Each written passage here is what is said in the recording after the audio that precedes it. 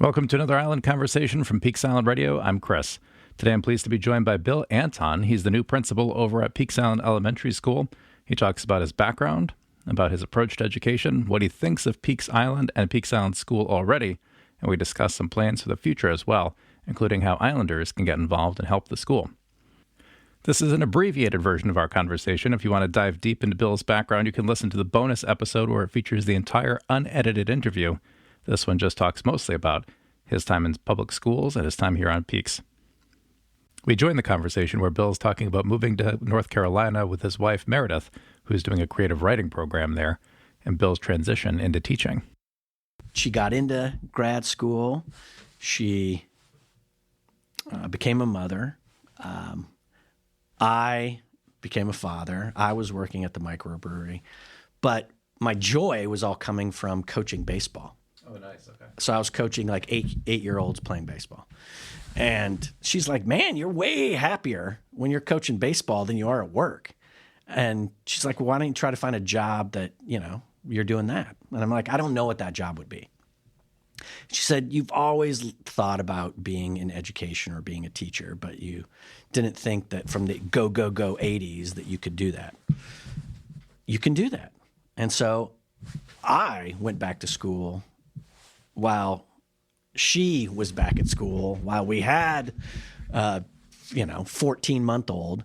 So we were just living on student loans and going back to school. And I went back I had to take core courses for, 13 months, and then did student teaching. And then I was lucky enough to get a job at the school that I did my student teaching at. So I knew the community. Taught for 3.5 years.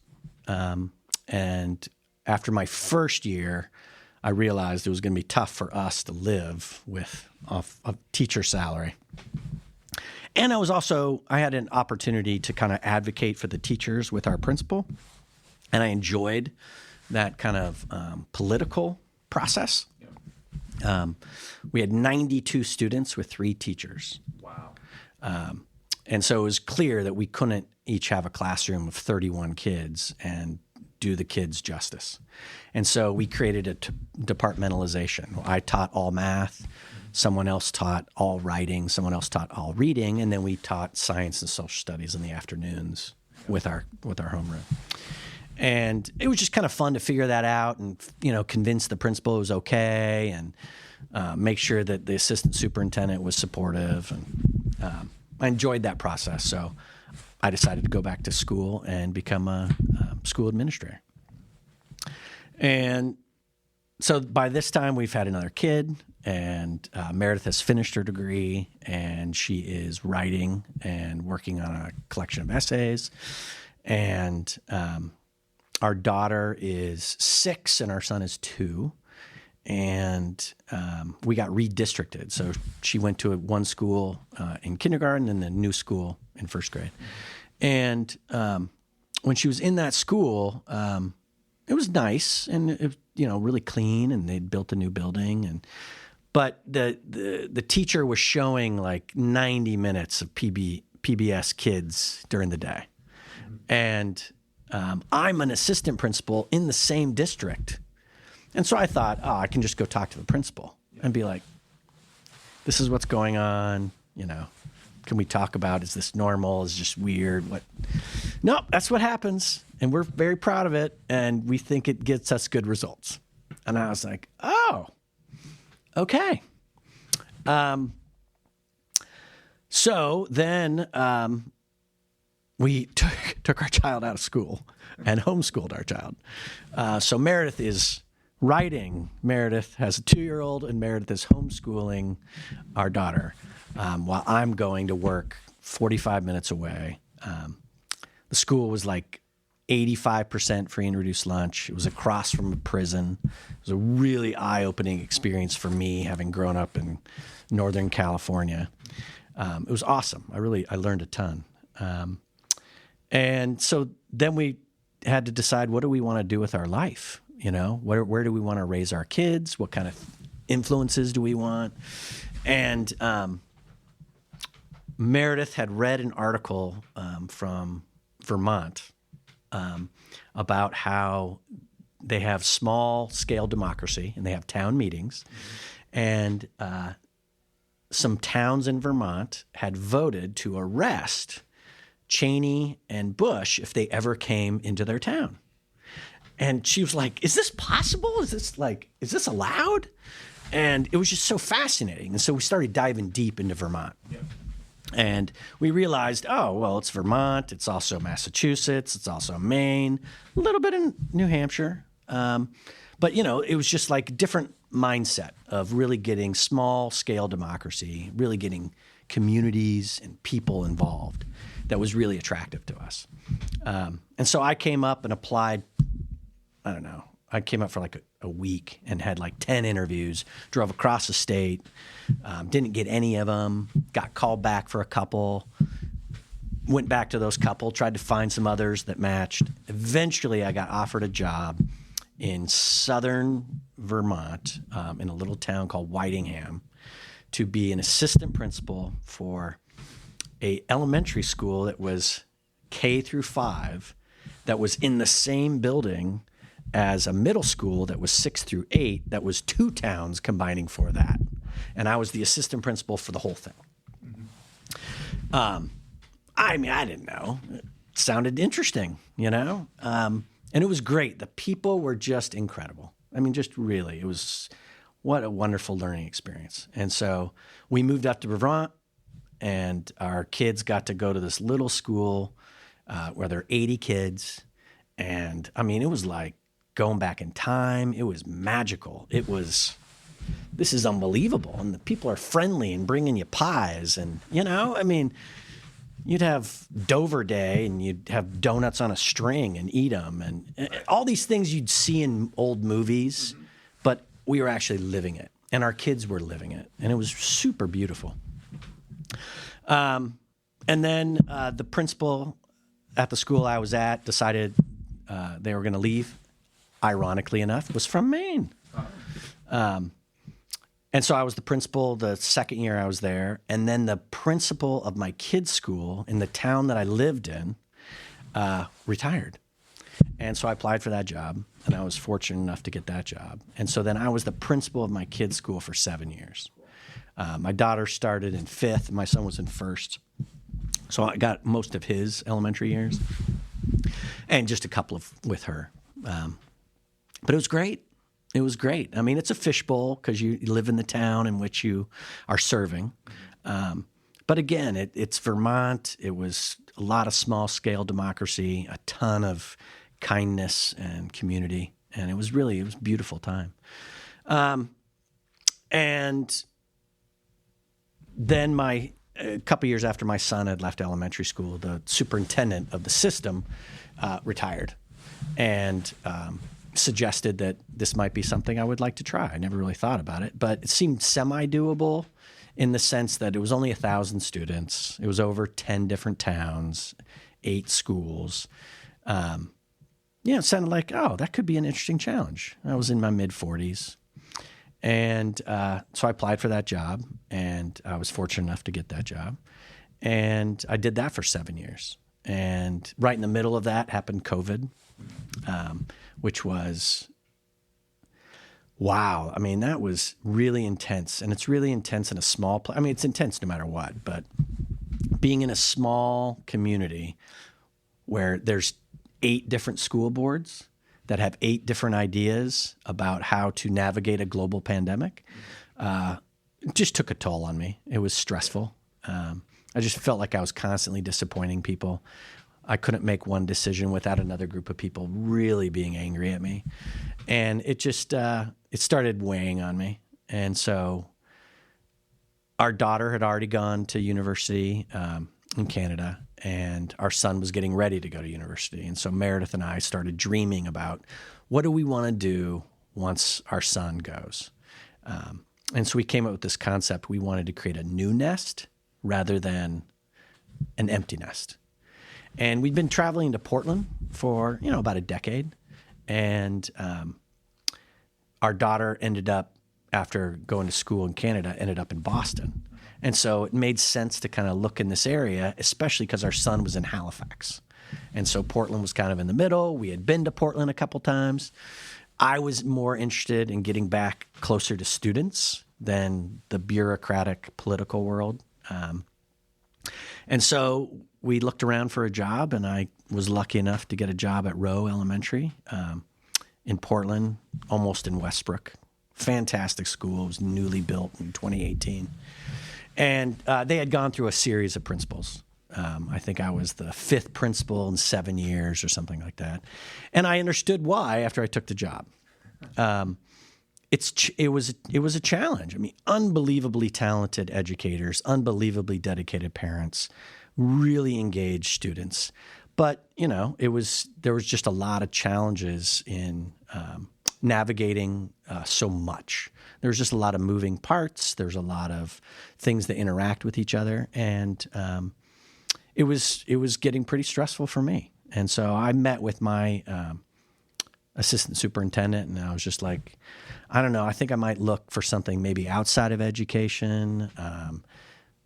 I don't know what my journey is going to be, but I do know that I need to give you guys enough time. So I let them know in January of last year this would be my last year, because I just needed time to explore and think of my thoughts. And initially I thought, oh, maybe I can get something out of education or a little bit of education periphery. Maybe I'll work for the Maine Department of Education or something like that. And I kind of dipped my toe into those kind of things, but nothing was really engaging for me or was really connecting. And then my boss at the time told me that they had restructured the job at PIES because it wasn't on my radar at all. Yeah. I did not want to teach a class all day and then also be responsible to be the leader and principal that a school deserves. But once she told me that, I was like, oh, wow, that could be interesting. And then it just kind of started cycling because I was like, oh, that reminds me of being in Vermont and small scale. And I came out, and my wife and I just walked around for a day and rented bikes and just to get a feel. And I was like, oh, this feels like a small town. And I know what that's like. And I enjoyed that. And so I applied for this job, and I was very fortunate to get this gig. And man, it's been a great run. I mean, that was in May, and so it's been 5 months. A ton has happened, and it is just, it's beautiful. It's just really, really cool.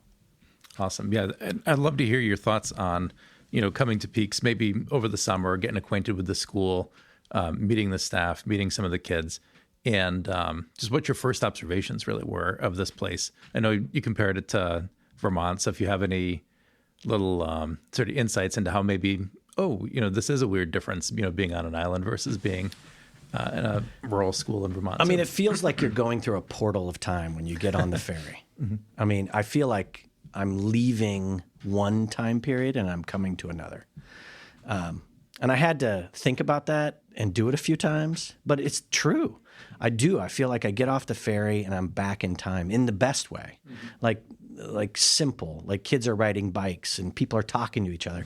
A huge thing I noticed when I would come pre-summer, no one is looking at their phone. Yeah. People are walking, their faces are up, they're looking to connect with other humans. During the summer, it was different. Now I realize why. It's because there's a different population that's here during the summer. But I noticed it again in September. It was like I'd get off the ferry and I'd walk to school and you see people's faces. Yes, yeah. And it's magical. I mean, so that's one, is just you feel like you're going back in time. There's something cool about crossing water to get to where you're going to be for the day. I don't know what it is. I probably should look deeper into it, but it's like there's a cleansing and there's a leaving behind and a going towards. And so I really feel like I get to dive in the moment I arrive on the island into the PIES world. And then I get to kind of leave and have a different world, which is really restorative for me. It's wonderful for Meredith and I. And so that's unique. So that's not a small town. A small town is still tethered and connected. Here, it's like I get to come, I get to experience, I get to visit, and then I leave, but then I come back and I get to do it again. And for me, that rhythm is really, really cool. The adults are slower. They move slower. They don't talk fast.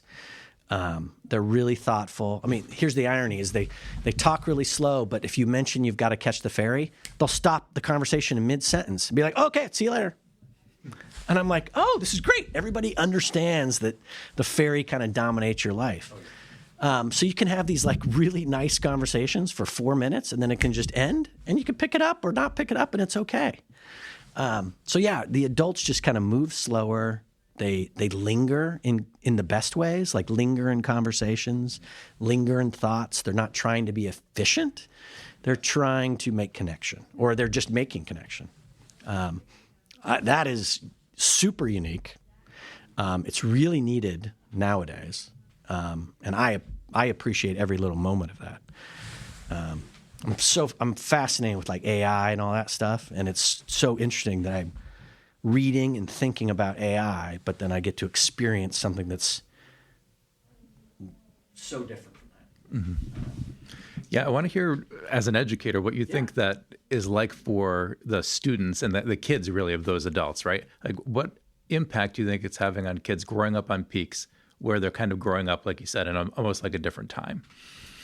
Well, it allows them to percolate and to gestate in an unpressured environment, which is really unique nowadays. We try to use money to do that, to create bubbles. We try to, gated communities and private schools or private communities and wealthy enclaves or rural, we're just going to support our community. All those kind of things, I think, are kind of deep to the core of human beings. But kids here just get it. They don't know any different. That's what's so cool, is they think it's absolutely normal to talk to every adult they see. They think it's absolutely normal to play with a kid who's 5 years older than them or 5 years younger than them. They listen, they learn, they read. Okay, that's a big thing.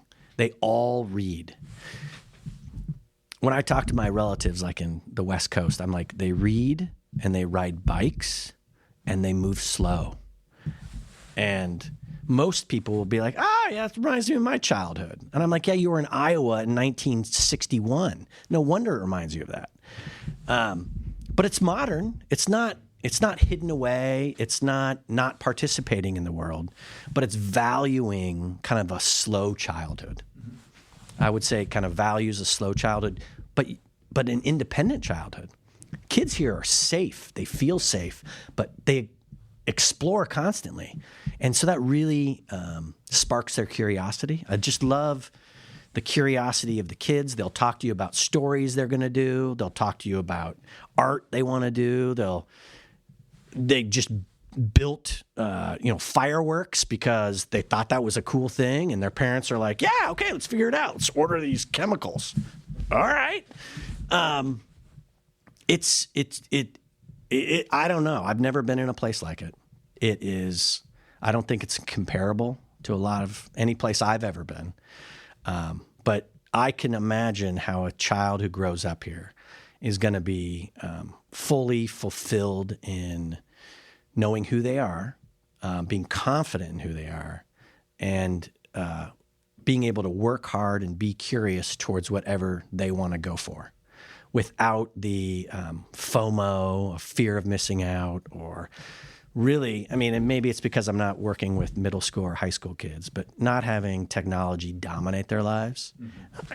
Technology is part of life. I get that. But man, it doesn't dominate these kids' lives. They would rather pick up a book than they would pick up an iPad. And I think that's a testament to this environment that's been created here.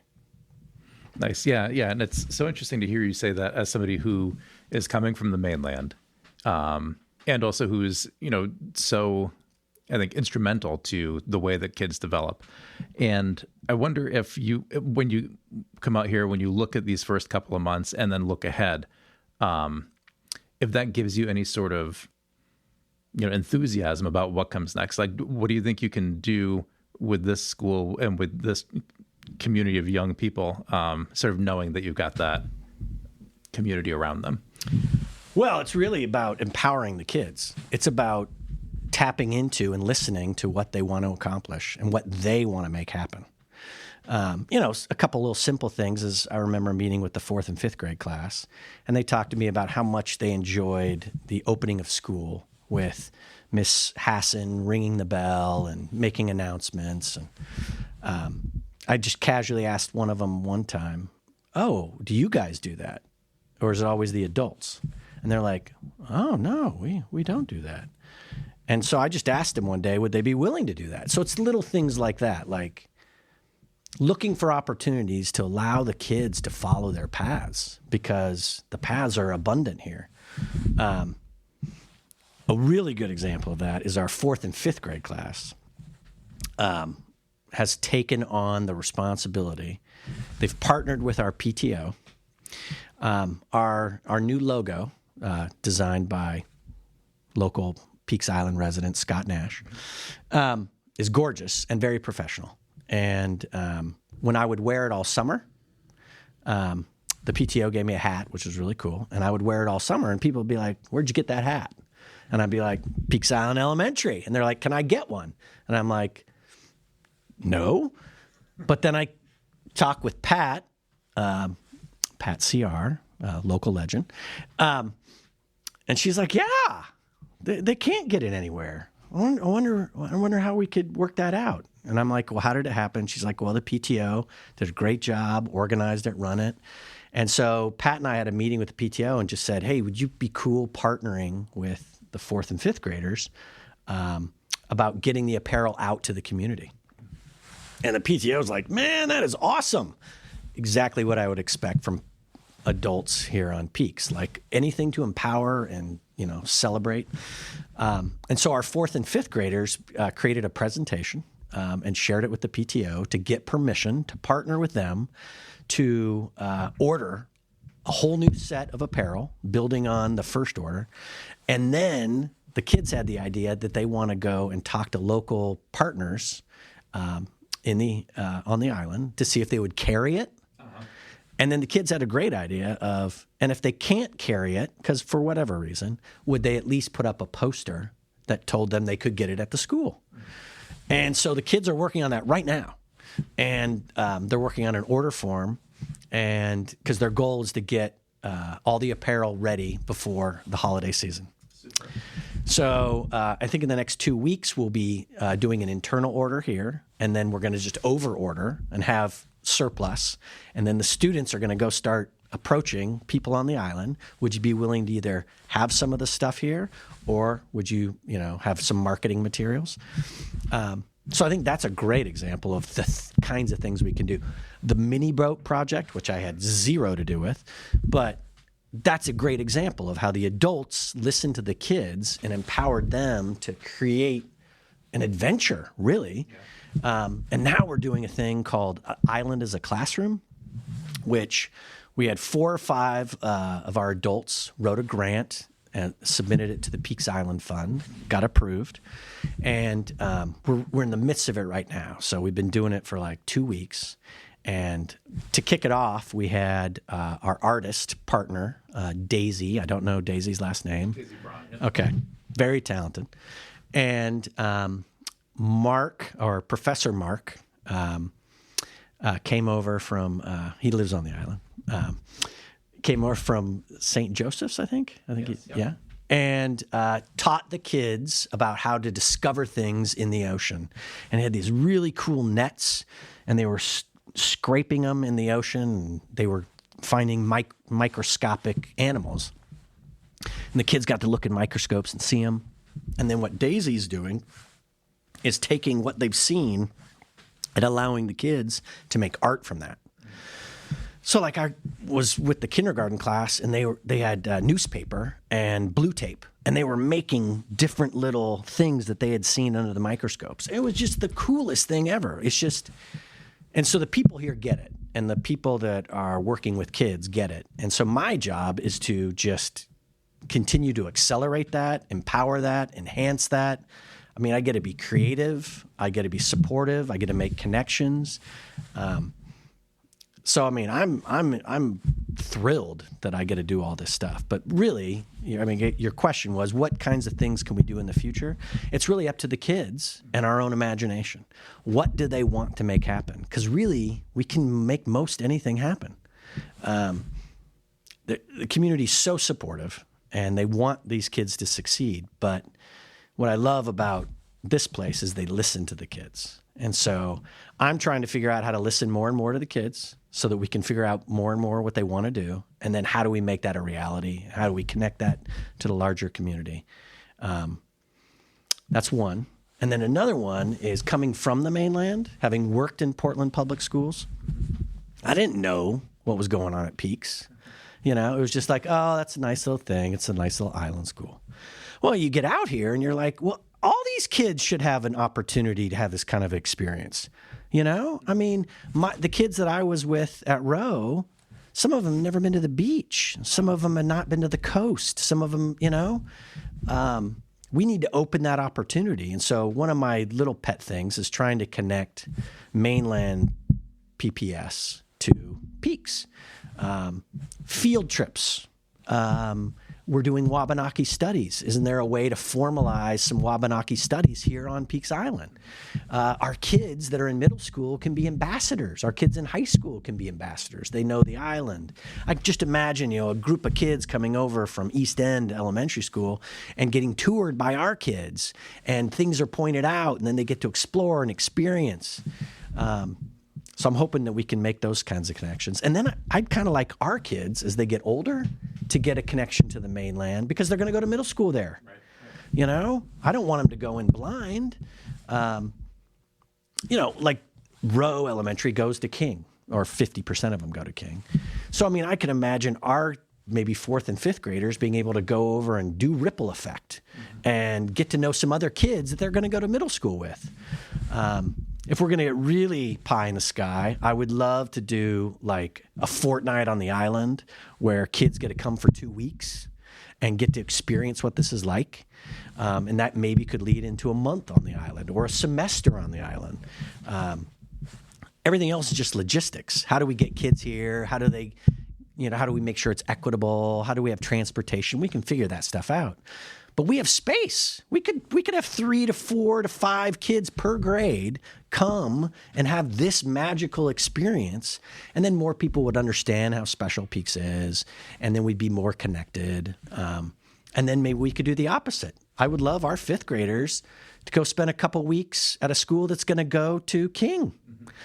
Get to know some kids, get to see what that's like, get to have that little taste of integration before you go off to middle school. So I think just that allowing kids to kind of follow their interests and then connecting the mainland and PIES, those are kind of some initial things. The playground, I'd like to get it a little bit more older focused. I don't know what that looks like. I don't know if we have any money. It's kind of weird with Portland because that's the park and rec, so it's not the school. But all those are just logistics we can figure out. But yeah. Well, I love hearing about all three of those things for a couple of reasons, but the biggest reason is I think there's a lot of people in this community who have the time and energy to help make some of these things happen.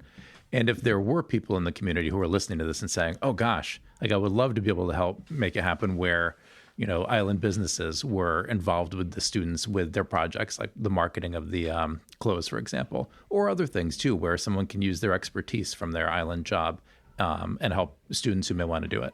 How should they approach you? How should they approach the school to say, hey, look, I'm available and I want to help you make this happen? So, great question.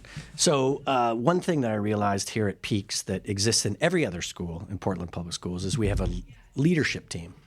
So apparently that has not been a thing here at PIES. And so we developed that here. That was one of the first things that we did. And we had an election where the colleagues got to elect 3 people that they want to be a part of leading PIES. And so those elections have happened, and we have 3 representatives. Our 2nd and 3rd grade teacher, Ben Robinson, our pre-K teacher, Miss Meza Pell, I think are saying her name's right. She just goes by Miss Mez. And then our STEAM library interventionist, Bridget Joyce. The three of them and myself, we meet on a monthly basis, and we tackle exactly what you're talking about. So I would say if anybody is interested and they're listening to this, they could talk to any of those three people, but they can always default to me. Miss Mez has kind of taken on a project of connecting communications to the island. So like she's working with the Peaks Island News to make sure that we regularly are getting information out to the community. And both Ben and Bridget are trying to decide what kind of their area of focus is. And so I would say any of those three people or myself, we will find a place for your energy to be a part of Peaks, because Peaks doesn't exist with that energy. And so we want it to be a cyclical, an exchange back and forth. So yeah, antonb@portlandschools.org. Easiest way to contact me. But you can always just call the school. So we've talked a little bit about vision in terms of students driving their interests. We've talked a little bit about back and forth with the mainland and connecting with the mainland, which is great. And then also some, I guess you'd call it more like facility stuff with the playground. When it comes to academics, what's your approach there, working with teachers and driving students forward in terms of academics? Well, this is my 24th year in education, and so it took me a while to learn this, but the first thing you want to do is do no harm. So I am in classrooms. I meet with every teacher every week. We have a formalized meeting, and then I'm in classrooms all the time because I am trying to observe what is happening here, and I don't want to disturb or disrupt or dismantle anything that is positive that is happening. But I do think that I have the ability to ask good questions. Why are you doing this? How did you decide to make this happen? What would be possible if we did this? What would it look like if I asked you to go beyond that? So I think my role is to understand what is going on here, because it's truly outstanding. I mean, we only have 40 students, so I can't really talk about very specific data points because it would be too small of an N to. But let me just say, over the group of 40, because that's large enough, these students are outstanding students that are learning in authentic ways, in deep connection with their teacher. Our teachers are outstanding. They are continuous learners. During my interview, one of the common questions was, when are you going to be talking to us about instruction? When are you going to be visiting our classes? When are you going to be looking at student work? They want that. They want to be in community with other educators that want to rise up what is currently happening and deepen it and expand it and make it happen. So the academics here are outstanding. They are well-rounded. They are not rote. They are individualized. They look at the student's strengths and play to that, while still delivering a nice foundational curriculum of Common Core standards, which are research-based and really good for kids to know. But all kids learn in different ways, and they present in different ways, and a school of this size allows for that individualization uniquely. It really does. So, I mean, it's just taking what we're doing and building upon that, and me being kind of going back to my investigation roots, just paying attention, asking good questions, supporting our teachers. I mean, just simple things like a couple of our teachers were like, it would be really helpful if we have all this curriculum that is connected to technology, but it's really hard for us to use technology. It'd be really nice if I could just hit a button on my laptop and it would show up on a screen. Well, that happens in all the other schools in Portland Public Schools. So sat down with Pat and we figured out a way to make that happen. And so any teacher who wants that now currently has that. And that's little, but that just empowers our colleagues more, which makes it better for kids. And it's used really not in a passive way. It's very particular, very specific. We're going to do this. We're going to listen to this. We're going to watch this because this is part of our learning plan. Not going back to my earlier example of it's time for PBS Kids, and we don't want Caillou on at 10:30 in the morning in a public school. No offense to Caillou. So I am thrilled about the kinds of stuff I get to do academically because we have phenomenal teachers. We get to have real instructional conversations, and my job is to put my colleagues in a position of success and put the students in a position of success and advocate for what we need to continue on that path. And that's exciting. That's really exciting. Yeah, it sounds exciting just listening to you talk about it. One of the things that it seems has been a little slow to transition to the island as well from mainland schools is the EL curriculum. And I'm wondering if for parents who might not know sort of what to expect with that as their kids come home and start talking about, those sorts of projects, what is that all about and how can parents sort of support that process too? So EL is really based on the idea of students learn through an expedition, through an actual dive in. So that when I was talking earlier about Professor Mark coming over and actually diving in and looking at the ocean and imagine if you went beyond the art and you actually studied what those microorganisms are and where did they come from and what's their habitat like and how does weather affect that. That is what EL's trying to get to. It's really trying to get to expeditionary learning. Now, there's a lot of different ways to get there. And it also is based on the idea that we want every kid to have kind of the same background knowledge. And so it can be a little dense in the beginning because you're trying to get everybody to have the same background knowledge before you kind of dive into those expeditions. And then you want to try to make the expedition as personal. And sometimes when you're doing a curriculum, it's less personal because you're doing what the curriculum is asking you to do. But we're now going into year 3 of the implementation. And so the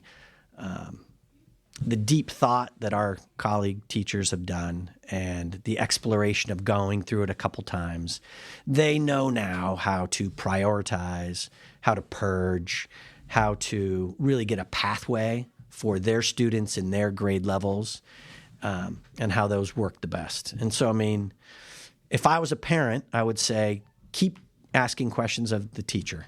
How is my student learning? What are you trying to accomplish? Because the teacher will tell you, and they're very deeply knowledgeable about it, and they're excited about it. I mean, they are incredible instructors. So, I mean, it's an art and a science, right? The curriculum is the science, and the art is the teacher. And you want those both to kind of play together. And I think, just from my viewpoint, being in the 3rd year of that, I think it's starting to become more and more natural. And so it's becoming more and more of the teachers rather than the curriculums. And I think that will continue to evolve as time goes on. And our students do really, really well. And so what the teachers are doing is successful. And so if it's a little different or if it's a little bit approached in a different way or different things are emphasized, my colleagues at Portland Public Schools understand that's fine because we all get to different ways in different places.